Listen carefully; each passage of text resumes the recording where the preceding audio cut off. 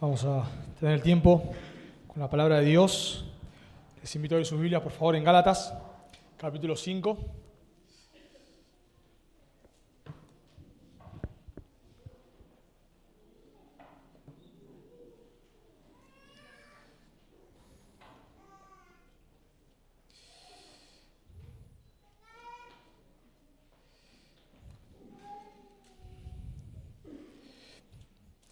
Gálatas, capítulo 5. Vamos a estar estudiando del versículo 24 al versículo 26. Gálatas, capítulo 5,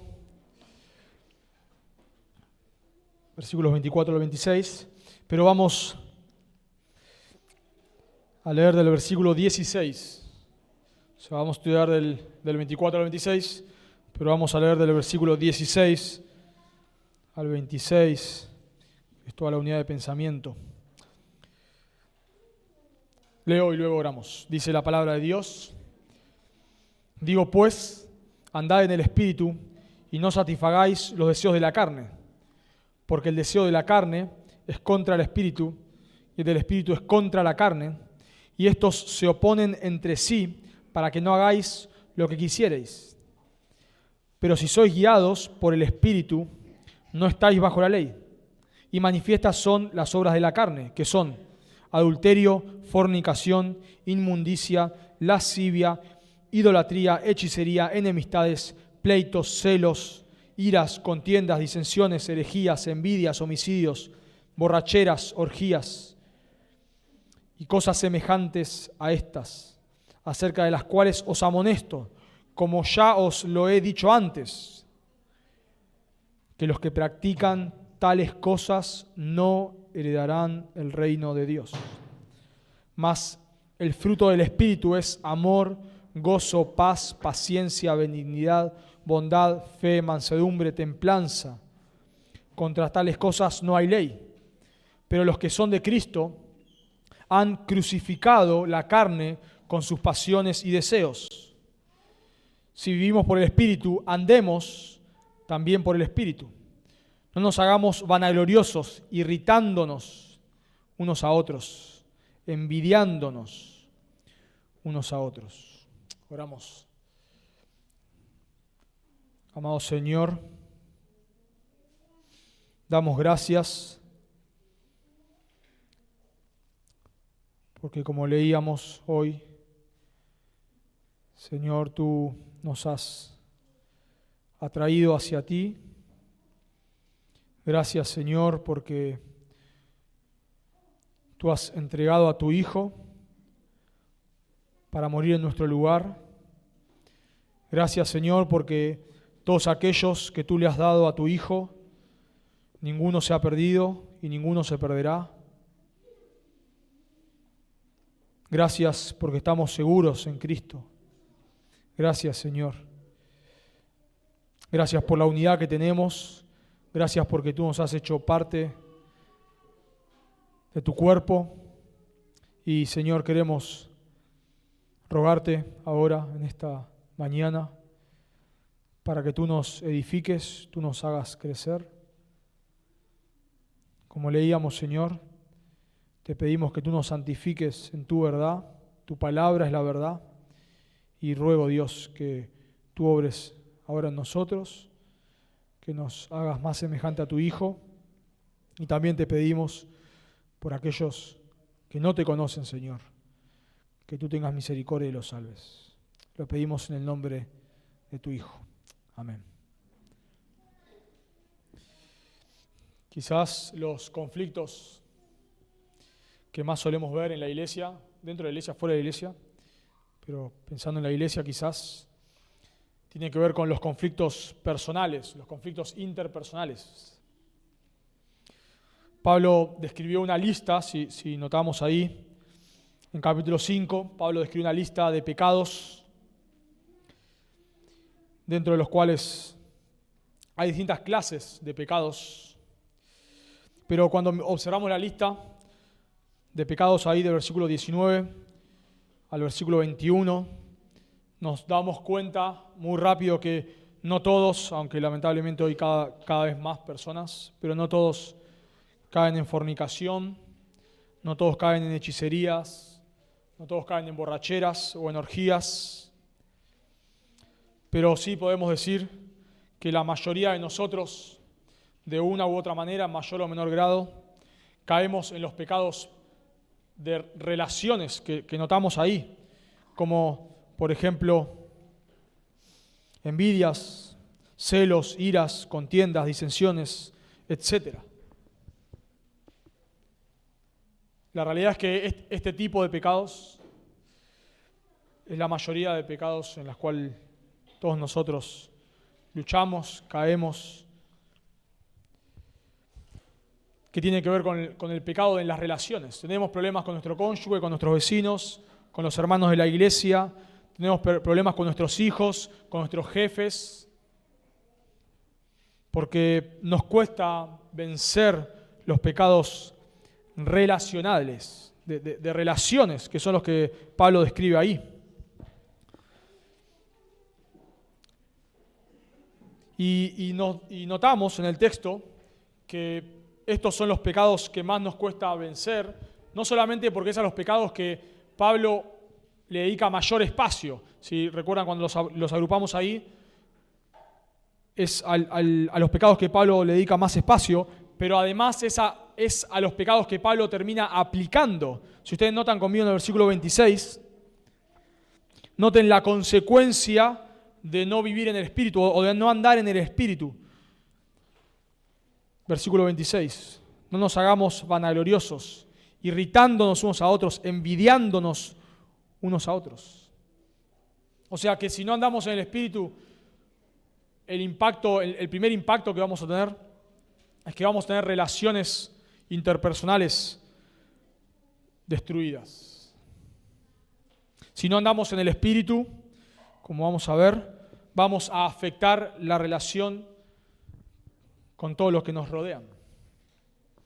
Pablo dijo claramente en el versículo 21 que los que practican tales cosas, las obras de la carne, no heredarán el reino de Dios. O sea, los que viven de una manera constante en la carne evidencian que en realidad no son creyentes. Pero aún así los creyentes caemos en este tipo de pecados relacionales. Si basta con mirar el Nuevo Testamento y vemos una iglesia hermosa como Filipos, hermosa iglesia. Pero ¿qué le dice Pablo en capítulo 4? Ruega a Evodia y a Síntique que sean de un mismo sentir. Vemos a la iglesia de Corintio, que ¿qué pasaba? Celos, envidias, disensiones. Vemos la iglesia de Romanos, ¿y qué le dice Pablo a los romanos en capítulo 14? Que dejen de juzgarse por temas de conciencia. Vamos a la iglesia de Éfeso, ¿y qué les dice Pablo? Que estén solícitos en guardar la unidad del Espíritu en el vínculo de la paz. Vemos la epístola a Santiago, ¿qué le dice Santiago a sus lectores allí en capítulo 4? ¿De dónde vienen las guerras y los pleitos entre vosotros? Vamos a los evangelios y encontramos a los apóstoles peleando.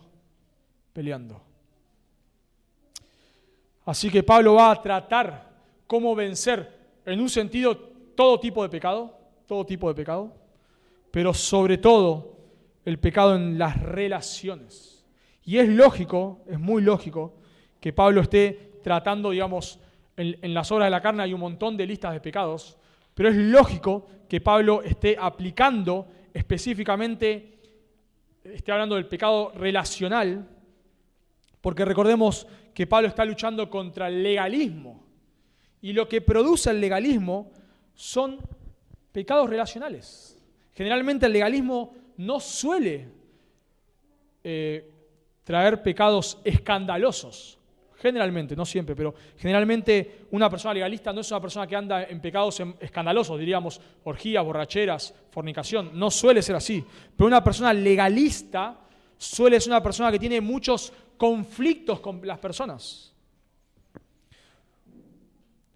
Una persona legalista suele, como vamos a ver, creerse mejor que otros y por lo tanto todo el tiempo está teniendo problemas, conflictos. Y eso es lo que Pablo está luchando acá, contra el legalismo, contra personas que piensan que pueden ganarse el favor de Dios por sus obras.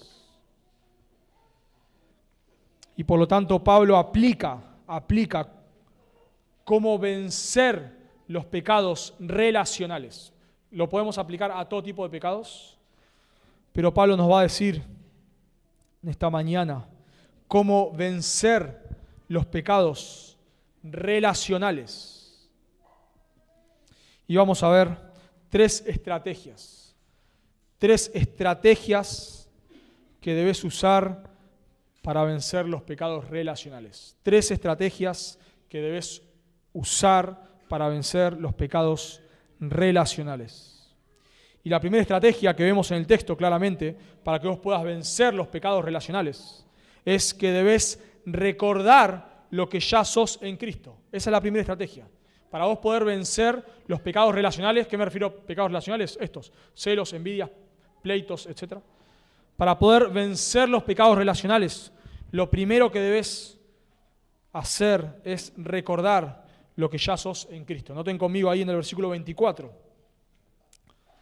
Pero los que son de Cristo han crucificado la carne con sus pasiones y deseos. Los que son de Cristo han crucificado la carne con sus pasiones y deseos. Generalmente, cuando vos tenés problemas con alguien o estás discutiendo con alguien, la frase que se suele escuchar es que yo soy así, es que es mi carácter,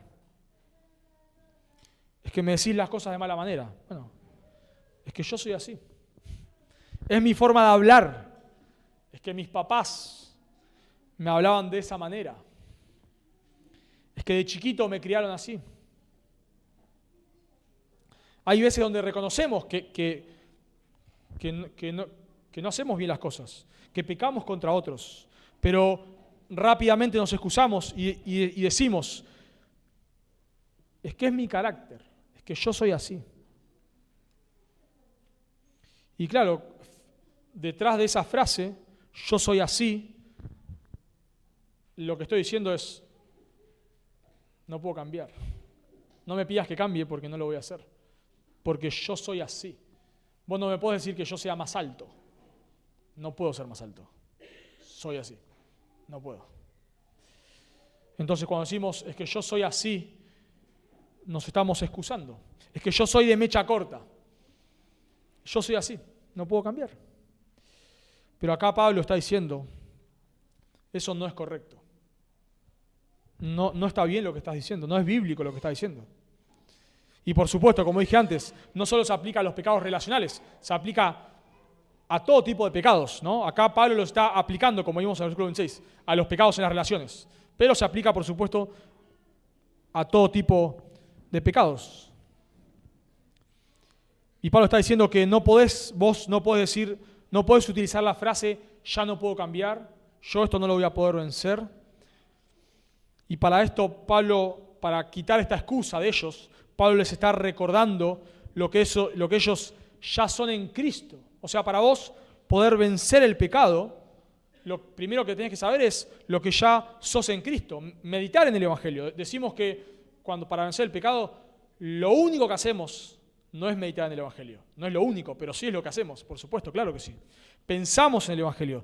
Pensamos en la libertad que ya tenemos. Pensamos en lo que Cristo ha hecho por nosotros. Él fue a la cruz, murió por nuestros pecados, recibió la ira que nosotros merecemos, resucitó al tercer día, venció el pecado. Y por lo tanto ahora Él me ha librado. Cuando voy a Cristo en arrepentimiento y fe, Él me ha librado de la esclavitud del pecado. Entonces ahora por la fe, creo a lo que la Biblia dice y entiendo que ya no soy esclavo del pecado. Por eso Pablo dice ahí claramente, las personas que han crucificado la carne son los que son de Cristo. Esa frase son de Cristo quiere decir que pertenecen a Cristo. O sea, a las personas con las cuales Pablo se va a referir ahora son aquellos que le pertenecen a Cristo, aquellos que realmente han puesto su confianza en Cristo para salvación. Hay personas que no son de Cristo. Y si vos no sos de Cristo, es lógico que no puedas vencer el pecado. No tenemos que ignorar esa frase, los que son de Cristo. Esto que voy a decir se aplica a los que son de Cristo. Ahora, si vos no sos de Cristo, bueno, claro, no vas a poder vencer el pecado. Para que vos seas santificado, tuviste que haber sido justificado. Cuando hablas con un no creyente, a veces vos le decís lo que el no creyente tiene que hacer, lo que la Biblia dice, y el no creyente asiente a eso. Es verdad, tenés razón. Yo tengo que ser un mejor padre, tengo que ser un mejor empleado, un mejor esposo, una mejor esposa. Es verdad, te lo asiente, pero no puede hacerlo. No puede, porque es esclavo del pecado, porque no es de Cristo. Si vos querés aconsejar a un no creyente para que viva como un creyente, no va a poder. Y si vos no sos un creyente y tratás de vivir como un creyente, es lógico que no vas a poder. Porque Pablo ya lo dijo, que la característica de los no creyentes es que practican las obras de la carne. No es que practican todas, pero practican las obras de la carne. Eso hacen los no creyentes. Ahora, si vos sos un creyente, es distinto. Por eso Pablo dice, noten la característica, ahí en el versículo 24, noten la característica de los que son de Cristo. Dice, los que son de Cristo han crucificado la carne con sus pasiones y deseos. Esto quiere decir, Pablo les está recordando, ahora le está recordando, su posición en Cristo. Pablo le está diciendo, cuando alguien le dice a Pablo, es que Pablo, yo no puedo cambiar. Pablo está diciendo, eso es mentira. Vos sí podés cambiar. Porque los que son de Cristo, ¿vos sos de Cristo? Sí, soy de Cristo. Bueno, los que son de Cristo han crucificado la carne con sus pasiones y deseos. Hay una lucha interna, pero una lucha intensa. Dijo Pablo ahí en el versículo 17. El deseo de la carne es contra el espíritu y el espíritu es contra la carne, ¿no? Y estos se oponen. Recordemos que ahí está hablando Pablo de que la idea de que se oponen es que hay una lucha intensa entre la carne y el espíritu.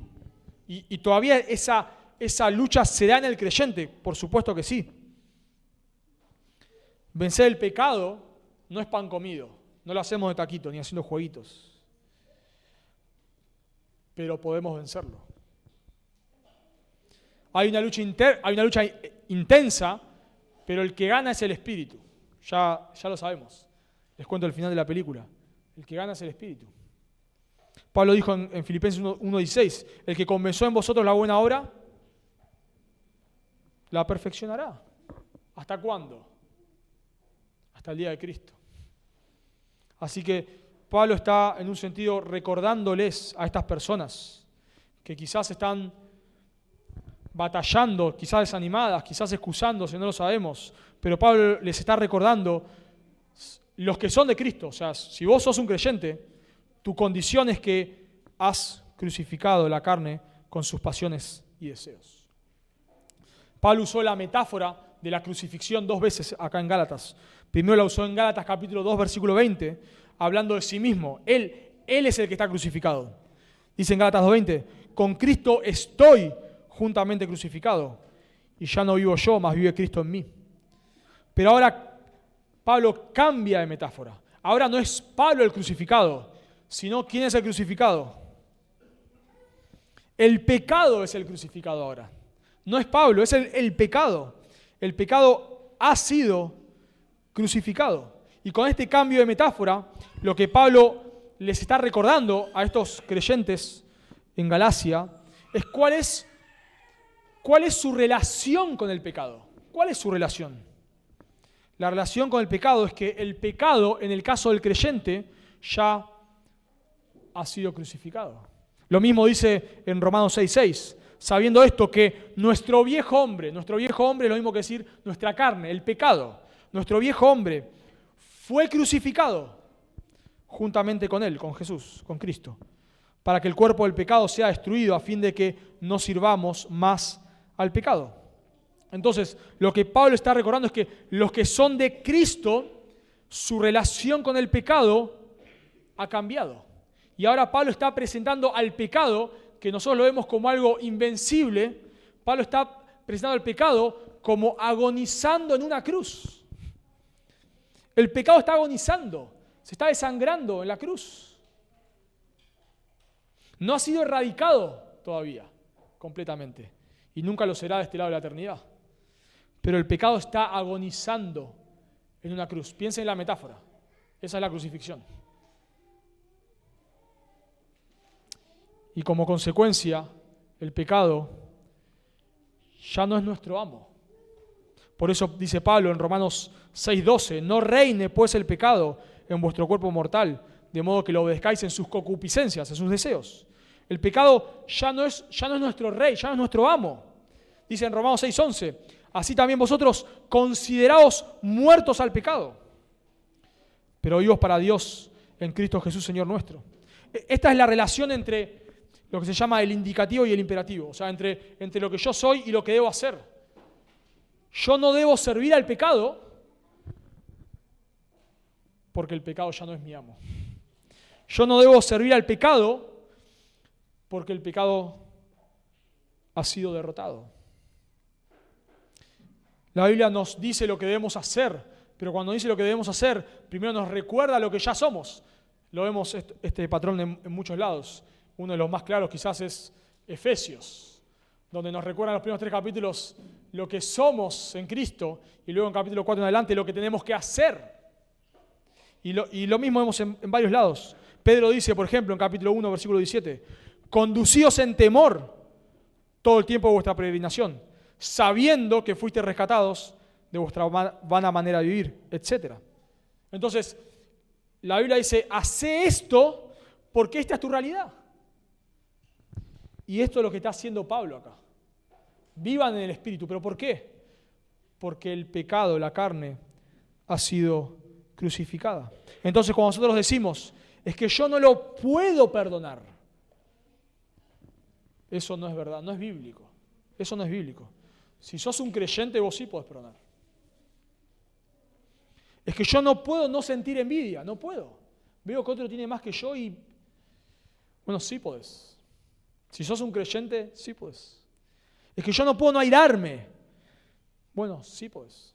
Si sos un creyente, sí podés. A veces cuando algo se vuelve difícil, la salida fácil es no puedo. Esa es la salida fácil, no puedo. La salida fácil cuando vos no querés luchar con el pecado, igual que yo, cuando no queremos luchar con el pecado, la salida muy sencilla es que no puedo. No puedo llevarme bien con este hermano. No puedo no airarme, no puedo no guardar amargura, no puedo no guardar rencor, no puedo. Pero son excusas. Son excusas.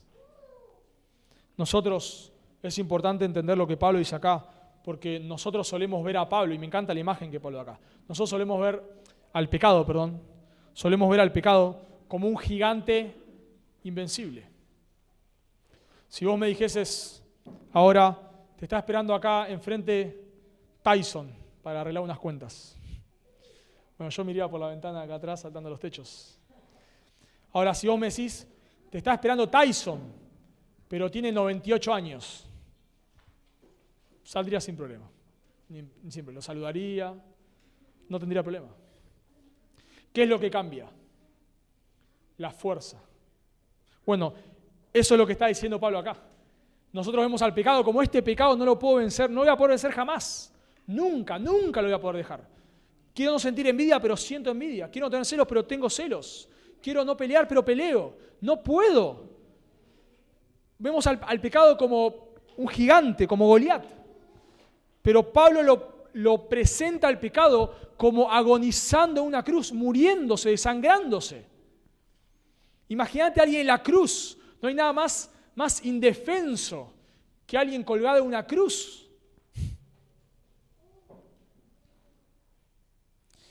Los deseos son fuertes. Pablo dice, ahí han crucificado la carne con sus pasiones y deseos. Los deseos son fuertes, claro que sí. Pero podemos vencerlos. Me encanta lo que dice un escritor. Dice, debido a que hemos sido crucificados con Cristo, nuestros deseos pecaminosos ya no pueden mandarnos. Nuestros deseos pecaminosos ya no pueden mandarnos, solo pueden tentarnos. O sea, cuando nosotros decimos, es que yo pequé porque no me quedó otra, no es así. Eso no es bíblico. Sí te quedó otra. Sí te quedó otra. Porque el pecado ya no es tu amo. Puede tentarte, pero no puede mandarte. Dice otro escritor, la muerte de la carne no significa que los creyentes no sientan la pugna de los deseos carnales. Sin embargo, la carne ha recibido un golpe decisivo en la cruz. Las pasiones y deseos de la carne no están ausentes. Las pasiones y deseos de la carne no están ausentes, pero ya no gobiernan. Ya no nos gobiernan. Ya no es nuestro amo. Por lo tanto, cuando vos decís, es que yo no puedo, solo hay dos opciones. O realmente no podés, genuinamente no podés, porque no sos un creyente, porque estás tratando de santificarte en un sentido sin haber sido justificado. No vas a poder. Si no has venido a Cristo en arrepentimiento y fe, el pecado es tu amo. Claro que es tu amo. Y claro que vos amás el pecado. Sí, es verdad. Claro que sí. Entonces, o realmente no sos un creyente, o sos un creyente, pero no estás haciendo lo que tenés que hacer. Sos un creyente, pero no estás pensando bíblicamente. Sos un creyente, pero no has entendido cuál es tu relación con el pecado. Que el pecado no es tu amo, sino que el pecado está muriendo, agonizando en una cruz. Ahora, esto no es pensamiento positivo, no es, a ver, repitan conmigo por favor, yo puedo vencer el pecado. No estamos hablando de eso. Estamos hablando acá de una verdad bíblica. Lo que vos necesitas entender para vencer el pecado, lo que vos necesitas entender es que el pecado ya no es tu amo. Necesitas creerle a Dios. La Biblia nos dice, hablando de la santificación, ahí en Efesios capítulo 4, cuando dice que debemos despojarnos y revestirnos, despojarnos. Pero hay un verbo presente que se encuentra entre despojar y vestirse, entre despojarse y vestirse. Hay un verbo en el medio que es renueven sus mentes, renueven sus mentes. Y pienso que es un principio clave para poder vencer el pecado. Y por eso es lo que Pablo está diciendo acá, recordando lo que ya son. Para poder vencer el pecado yo necesito renovar mi mente. ¿Qué quiere decir renovar mi mente? Quiere decir que yo tengo que quitar todo lo que no es bíblico de mi mente. ¿Qué es que no es bíblico? Que no puedo vencer el pecado si soy un creyente. Eso no es bíblico. Entonces yo tengo que quitar lo que no es bíblico de mi mente y poner la palabra de Dios en mi mente. Eso es lo que yo tengo que hacer para vencer el pecado. Entonces, para poder vencer el pecado, yo necesito entender cuál es mi relación como creyente con el pecado. ¿Por qué digo esto? Porque una de las cosas por las cuales caemos en pecado es porque, como vamos a ver, por momentos la lucha con el pecado se vuelve intensa. Muy intensa. Y cuando se vuelve tan intensa, lo que yo me digo a mí mismo es, no puedo. Entonces cedo. ¿Por qué estoy cediendo? Por un desconocimiento bíblico. Porque no es bíblico lo que estoy diciendo. Sí puedo.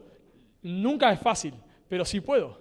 Entonces, lo que nosotros necesitamos comprender a la hora de vencer el pecado es, la primera estrategia es recordar lo que ya sos en Cristo. Necesitamos, de vuelta, siempre hablamos de que no es solo contemplar el Evangelio sentado en una silla tomando sol. Para vencer el pecado tengo que hacer algo, pero que yo tenga que hacer algo no quiere decir que yo no tenga que recordar las verdades del Evangelio. Sí tengo que recordarlas. Por lo tanto, la primera estrategia para vencer los pecados relacionales es recordar lo que ya soy en Cristo. Yo sé que a veces sentimos que no podemos, pero yo tengo que creerle a Dios por sobre lo que yo sienta. La segunda estrategia para vencer los pecados relacionales es que debes vivir como lo que sos en Cristo. Primero dijimos que debes recordar lo que ya sos en Cristo. En segundo lugar, debes vivir. Esto habla de hacer algo. Debes vivir como lo que sos en Cristo. Noten conmigo en el versículo 25.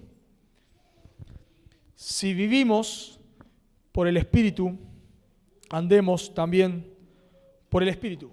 O sea, luego de recordar nuestra realidad, lo que ya somos en Cristo, ahora Pablo les recuerda su responsabilidad.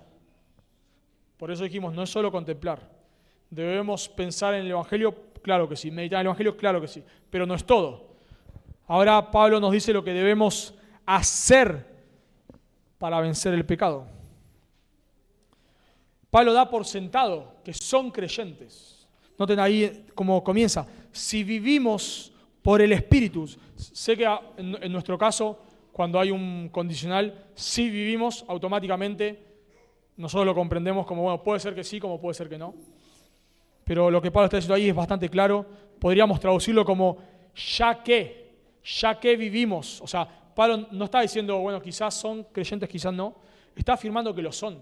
Y como son creyentes, tienen al Espíritu Santo en ellos. Pablo ya los dijo en capítulo 4, versículo 6. Y por cuanto sois hijos, ustedes, por cuanto son hijos, Dios envió a vuestros corazones el Espíritu de su Hijo, el cual clama, Abba Padre. Así que Pablo está diciendo, ustedes son creyentes. Y como son creyentes, tienen al Espíritu dentro de ustedes. Y noten que vemos que Pablo está sintiendo que son creyentes, porque Pablo dice, sí, vivimos, ¿quiénes? Se incluye Pablo, nosotros. O sea, yo también, dice Pablo.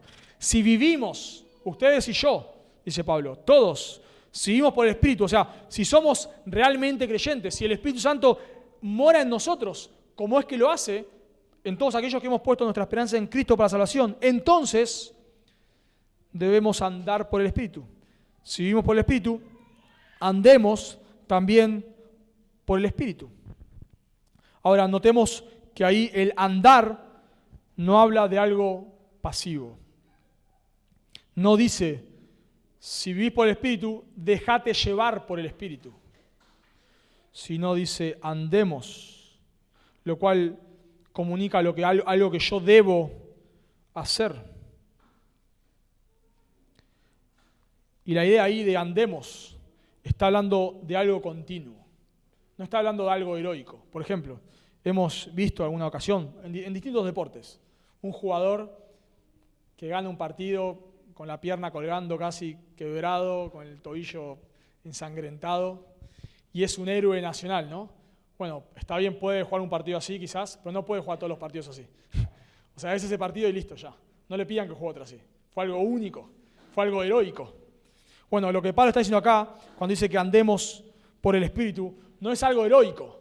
No es que heroicamente una vez me respondiste mal y una vez te hablé con amor. Ya está. Listo. Es algo casi heroico. No. Es algo constante. Por eso la idea de andar ahí, el verbo. Es la idea de que andemos constantemente, todo el tiempo es la idea. No es una experiencia mística. No es que vengo a la iglesia y tengo una experiencia y ahora ando en el Espíritu unos días, unas horas. No, es algo constante. Y a medida que nosotros andamos por el Espíritu es que vamos teniendo victoria sobre el pecado, como dijo en versículo 16. Donde se encuentra el imperativo. Ese es el imperativo de todo el pasaje. Andá en el Espíritu. Y como consecuencia no vas a satisfacer los deseos de la carne. Entonces, para vencer el pecado, yo tengo que andar. Y quiero enfatizar eso. Yo tengo que andar, no anda otro por mí. Yo debo hacerlo. O sea, debo recordar lo que yo ya soy, pero no puedo pensar que solamente pensando en las verdades del Evangelio ya voy a vencer el pecado. No. Después de pensar en las verdades del Evangelio, debo hacer algo. Y Pablo, cuando dice andar, es que nosotros debemos esforzarnos por andar en el Espíritu o por el Espíritu. Sin esfuerzo no hay santificación. Hablaba con alguien una vez y me dijo algo, a mí me encantó. Me impactó, pero me encantó. Y me dijo, el creyente muchas veces no abandona el pecado porque no quiere. Suena duro, ¿no? Suena duro. El creyente muchas veces no abandona el pecado porque no quiere.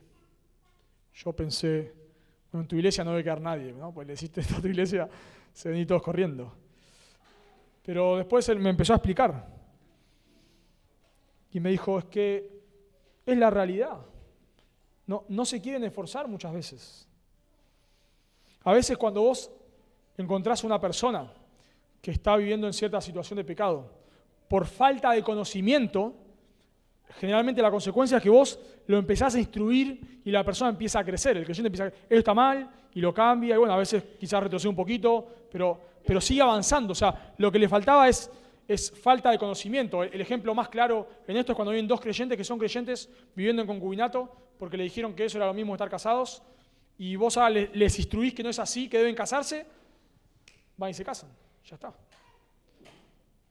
Un creyente llega viviendo en fornicación con un incrédulo, pero le dijeron que eso estaba bien, y ahora vos le decís, no, la Biblia dice que no está bien. Y lo cambia. Y hace otras cosas, ¿no? A veces, obviamente, ¿no? A veces cuesta más que otros. Pero lo cambia. Pero muchas veces lo que pasa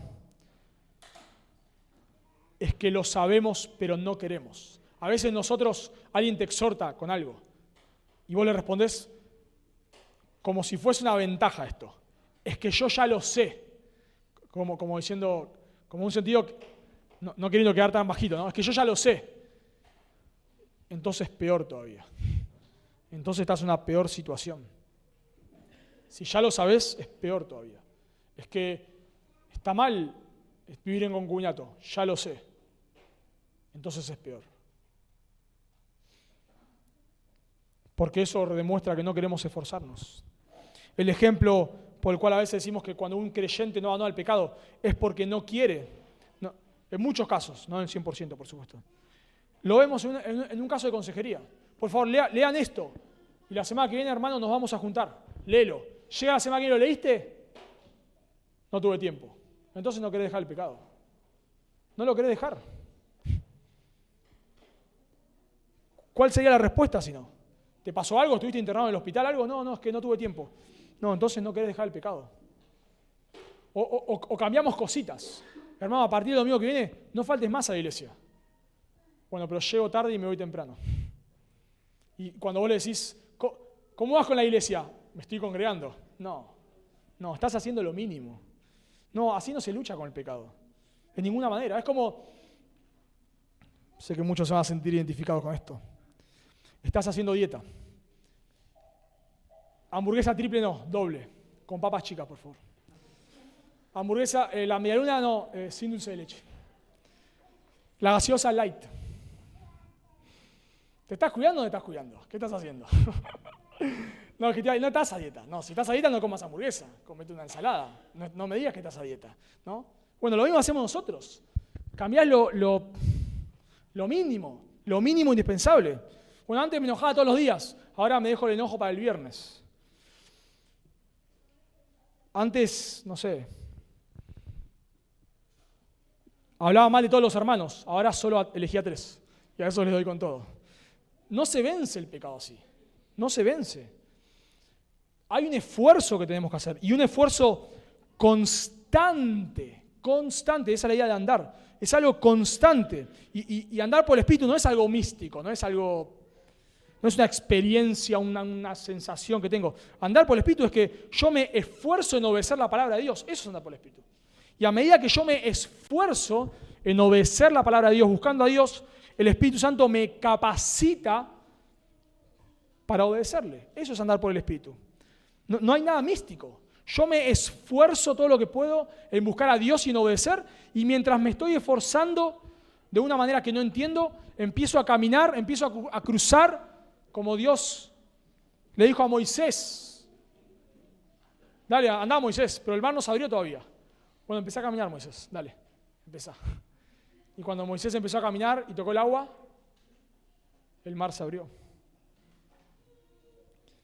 Entonces, necesitamos esforzarnos. Y sé que ya hemos hablado bastante sobre esto, porque así lo hace toda esta porción. Está hablando de la santificación.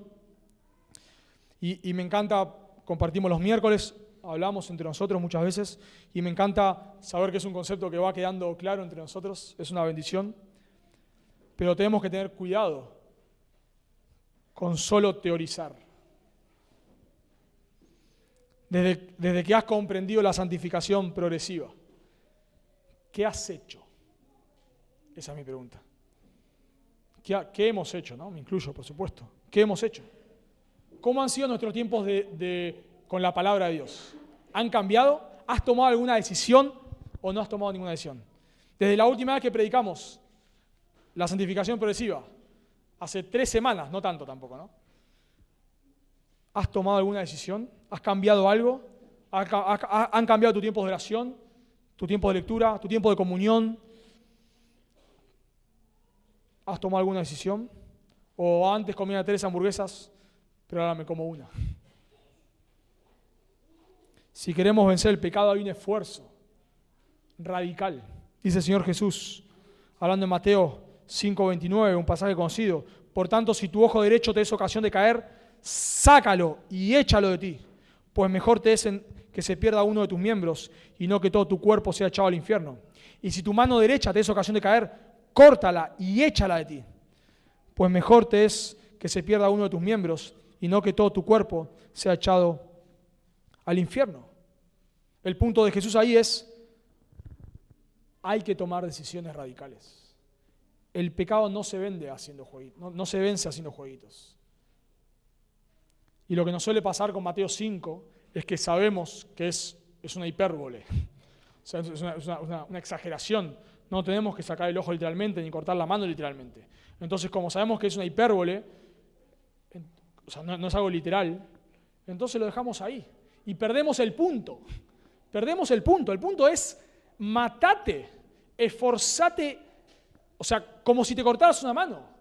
Lo que vos estás haciendo para vencer el pecado, ¿se compara con cortarte una mano? ¿Se compara con sacarte un ojo?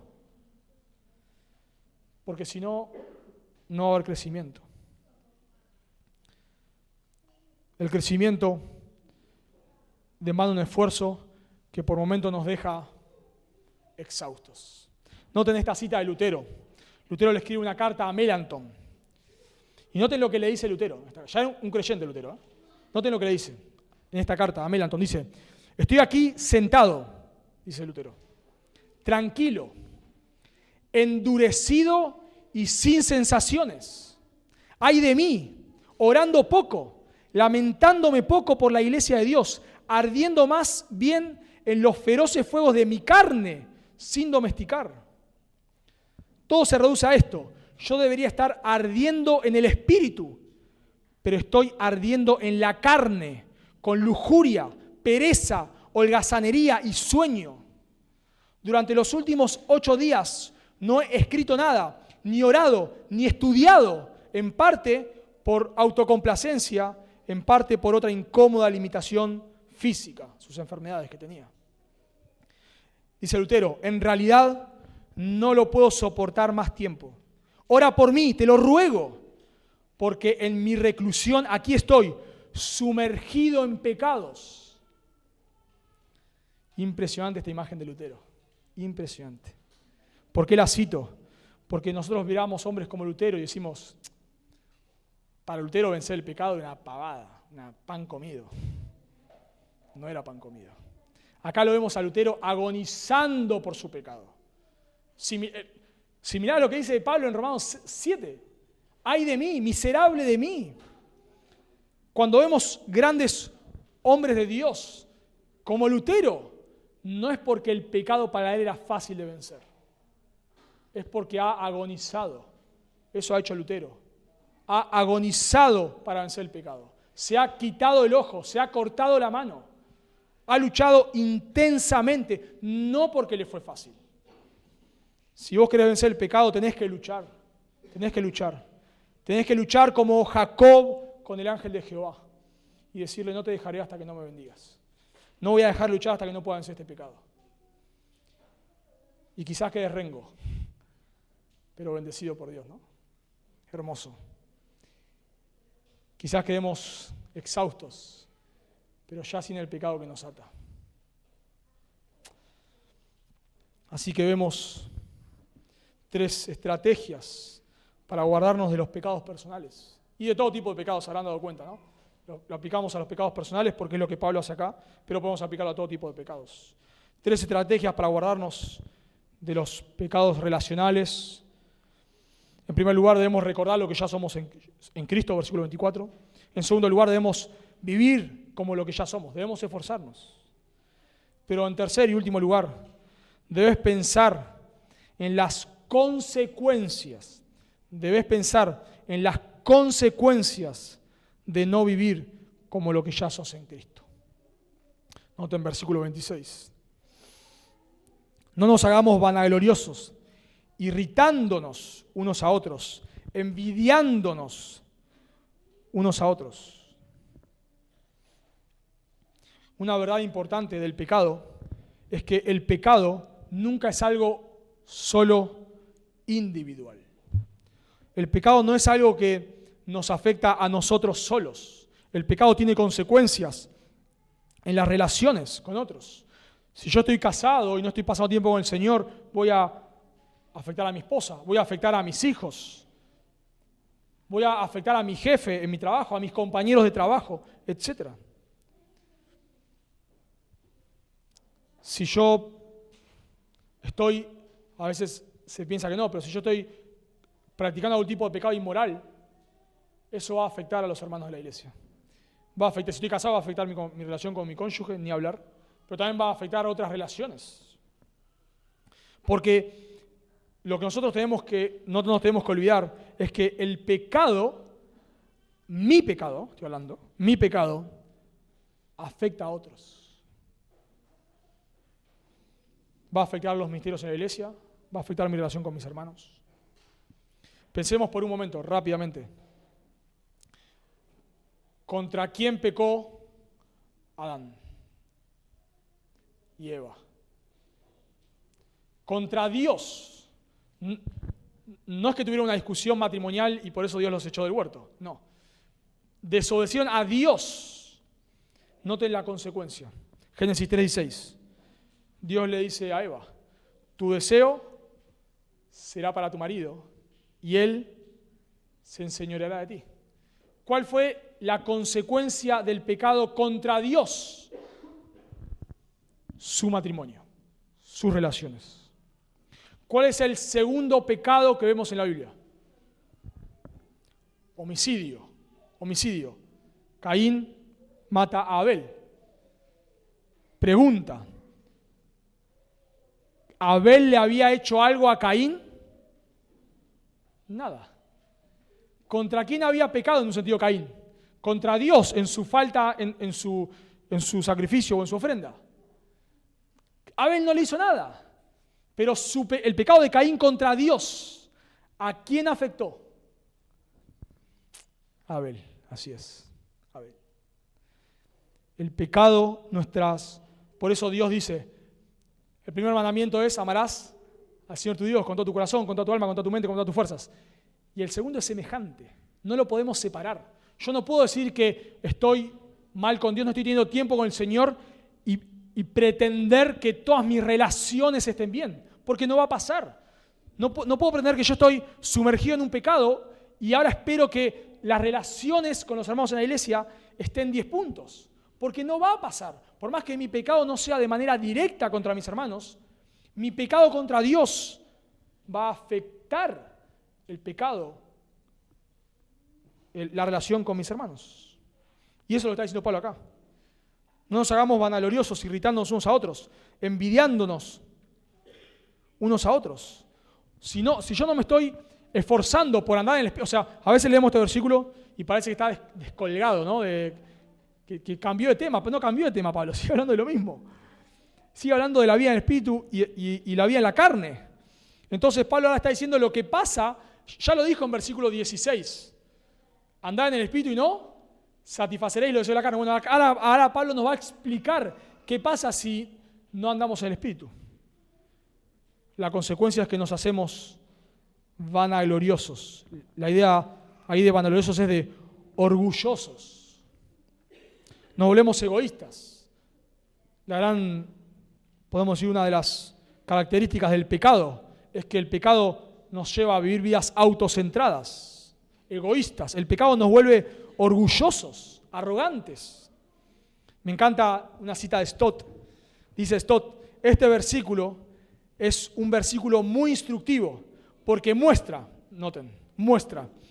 que nuestra conducta hacia los demás está determinada por la opinión que tenemos de nosotros mismos. Nuestra conducta hacia los demás está determinada por el concepto que tenemos de nosotros mismos. Eso es orgullo. Si yo pienso que soy tan bueno, tan importante, entonces apenas vos me hagas una cosita mínima, ¿qué voy a hacer? Me voy a enojar, me voy a ofender. Detrás de los pecados que nombra Pablo ahí, noten conmigo por favor, versículo 20, pleitos, celos, iras, contiendas, disensiones, herejías, envidias, homicidios. ¿Cuál es la raíz de todo eso? El orgullo. Ese es el orgullo. ¿Por qué me enojo contra alguien cuando me hace algo a mí? Porque generalmente no me enojo. Porque, qué sé yo, no sé. Porque el vecino de enfrente no paga sus impuestos. La verdad que no me importa si paga sus impuestos. No me enojo. Nunca había nadie que diga, ¿cómo? ¿Que no paga los impuestos?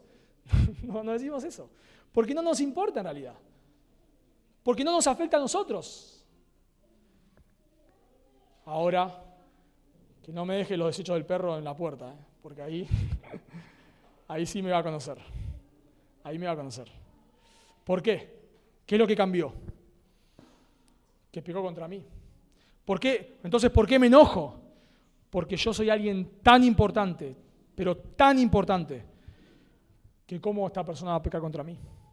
Detrás de la ira y el orgullo son primos hermanos. Primos hermanos. La única diferencia es que uno no se ve y el otro sí. O bueno, generalmente, ¿no? Pero lo que a mí me hace enojarme contra otro cuando peca contra mí es el concepto que yo tengo de mí mismo. Y lo contrario a la ira, ¿qué es? La mansedumbre. Y lo contrario al orgullo, ¿qué es? La humildad. Justamente. Dice el Señor Jesucristo en Mateo 11:29, aprended de mí que soy manso y humilde de corazón. Jesús sí es el Rey del universo. Jesús sí es aquel que cuando alguien pecó contra él debería haber exterminado a todos con fuego. Pero no lo hizo. No lo hizo. Porque es manso y humilde.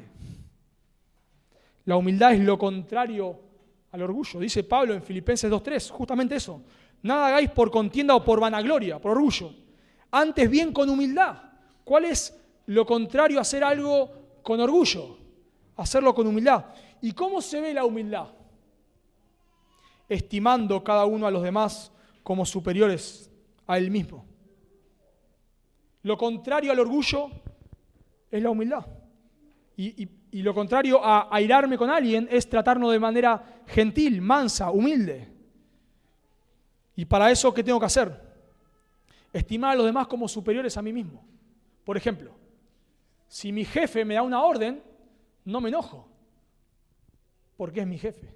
Y yo soy inferior, no en cuanto a humanamente hablando, ¿no? Sino en cuanto laboralmente yo soy inferior. Entonces, si mi jefe me dice, haz esto, bueno, lo hago, es mi jefe.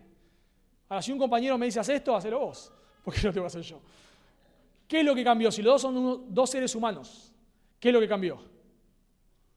La posición. Uno es una autoridad, uno es mi jefe y el otro no.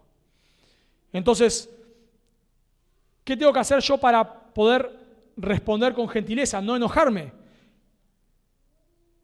Considerar a la persona como superior a mí mismo. Eso es lo que hizo Jesús. No vino a ser servido, sino a servir. Y por eso cuando a él le ofendían, le insultaban, le decían cosas, ¿qué hacía él? No respondía, porque él vino como un siervo para que sigamos su ejemplo. Entonces lo vemos a Jesús en la cruz, que lo están crucificando, burlándose, y él que dice, Padre, perdónalos. Lo vemos a Esteban, que lo están apedreando, y que dice Esteban, no les tomes en cuenta este pecado. Lo vemos que abandona a Pablo, y que dice Pablo en 2 Timoteo 4, no les sea tomado en cuenta. Eso es lo que hace la humildad, pone a los demás como superiores. Entonces, bueno, si me ofendiste, bueno, está bien. Tampoco yo soy el rey del universo. Entonces está bien, no hay problema. No hay problema. Y es lógico, es muy lógico que Pablo cite este pecado en un contexto de ley, porque eso es lo que hace la ley. Justamente una persona legalista que es una persona que piensa que obedece la ley a la perfección. Entonces, como si yo obedezco todo perfecto, cuando vos no lo obedeces perfecto, ¿yo qué hago? Me enojo. Paréntesis. No es casualidad que el lema de la sociedad hoy sea valorate a vos mismo, hacé valer tus derechos, pensá que sos un campeón, así vas a salir adelante. Y cada vez hay más divorcios, peor relación entre padre e hijos, familias cada vez más rotas. ¿Por qué? ¿Por qué es eso? Porque detrás de decir pensá mejor de vos mismo es mirate a vos mismo y no pienses en otros. Defendé tus derechos, hacete valer. Bueno, déjame decirte, eso te va a traer muchos problemas, porque eso es orgullo. Eso es orgullo. Y noten cuáles son las consecuencias que Pablo da cuando nosotros no andamos en espíritu y como consecuencia, nos volvemos orgullosos. Acá Pablo da dos participios que indican los resultados del orgullo. Noten, irritándonos, dice ahí, irritándonos unos a otros, envidiándonos unos a otros. Noten que se repite 2 veces el término unos a otros. Si yo quiero mejorar mi relación con otras personas, tengo que mejorar mi comunión con Dios. Y si no lo hago, esta va a ser la consecuencia. La palabra ahí, irritando, da la idea de, se usaba para instigar a alguien a pelear, muy llamativo. Instigar a alguien a debatir es la idea. ¿Qué hace una persona orgullosa? Vení acá, no te vayas todavía, vení que tengo algo más que decirte. No hablemos más, vení acá, vení, yo quiero seguir, no quiero terminar. Bueno, ya te pedí perdón, no me importa que hayas pedido perdón. Vení que quiero seguir. Irritándoles. Ese es el resultado de una persona vanagloriosa. Noten, Pablo dice, no nos hagamos vanagloriosos, que es lo que hacemos cuando andamos en espíritu, y la consecuencia de la vanagloria, del orgullo, es personas conflictivas. Algunos piensan, no lo sabemos, algunos piensan que quizás muchos de estos falsos maestros legalistas llamaban al debate teológico, ¿no? Vamos a debatir de manera teológica. Pero eso es lo que hace el orgullo. Si vos me hiciste algo, no te voy a dejar. Te voy a pelear hasta que yo me sienta satisfecho de que te sentiste tan mal como yo me sentí. Y luego, noten, paralelo a eso, irritándonos, envidiándonos unos a otros. La envidia, ya lo hablamos, ¿no? Es de querer lo que otros tienen. Entonces, yo soy tan superior a este hermano, soy tan superior, que ¿cómo puede ser que Dios le haya dado a este hermano y a mí no? Si mirá, yo soy un campeón que obedece a la perfección. Si yo nunca peco, si soy el mejor cristiano de todos, ¿cómo puede ser? Eso hace la envidia. Y eso hace el orgullo. Pablo le dice justamente a los corintios que luchaban con pecados como estos, en 1 Corintios 4:7, porque ¿qué te distingue? ¿O qué tienes que no hayas recibido? Nada, todo lo recibí. Y entonces dice Pablo, y si lo recibiste, que es la respuesta obvia, ¿no? Si lo recibiste, ¿por qué te glorías como si no lo hubieses recibido? ¿Qué mereces? No merezco nada, eso lo decimos todos, ¿no? Todos nosotros los creyentes decimos, merecemos el infierno, somos unos miserables, somos lo peor. ¿Por qué cambió las zapatillas este hermano? Y yo no.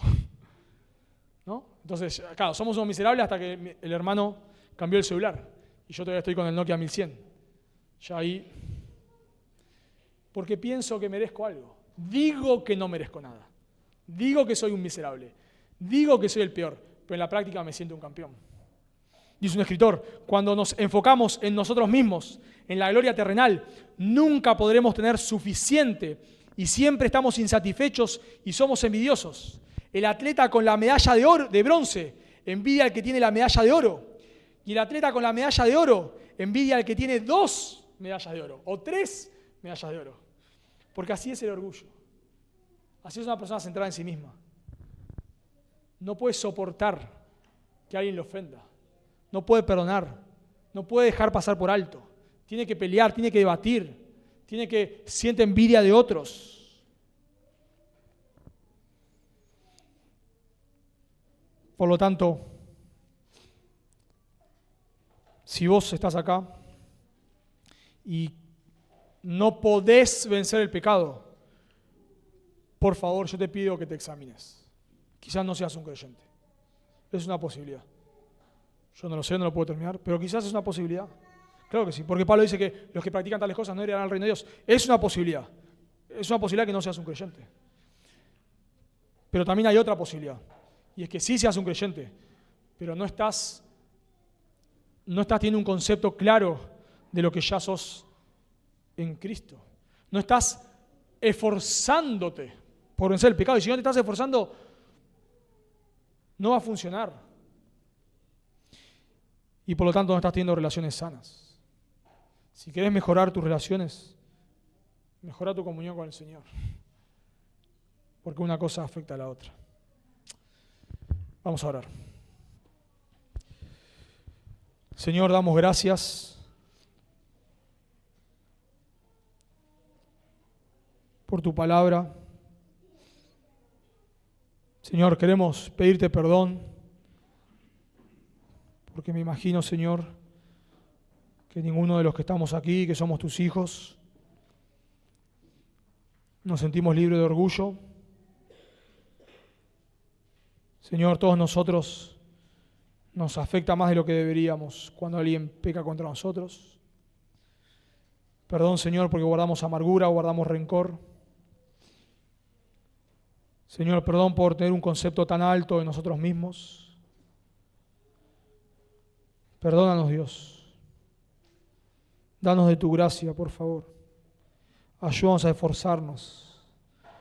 Ayúdanos a dejar de excusarnos, diciendo, Señor, que no podemos vencer el pecado, cuando tú en tu palabra nos dices que hemos muerto al pecado. Por favor, Dios, danos de tu gracia, ayúdanos a esforzarnos para crecer en santidad.